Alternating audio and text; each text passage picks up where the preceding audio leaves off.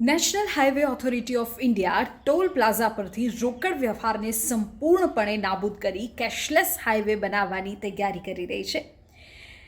રોકડ વ્યવહાર હવે બંધ થઈ શકે છે. 1 એપ્રિલ 2026થી મોટાભાગના નેશનલ હાઈવે પર ટોલ પ્લાઝા પર કેશ નહીં સ્વીકારાય.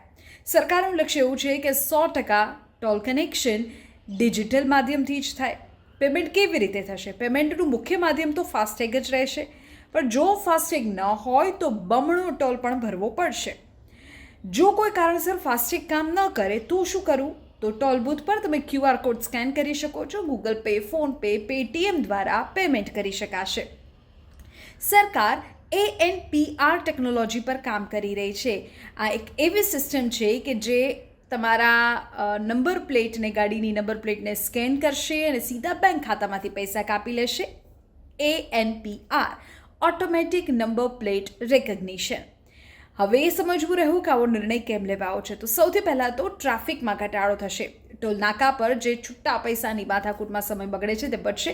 અલબત્ત અત્યારે મોટા ભાગે ફાસ્ટેગ થઈ ગયું છે એટલે તેમાં ઘણી ખરી રાહત તો મળી જ ગઈ છે. બીજું, ઈંધણની પણ બચત થશે.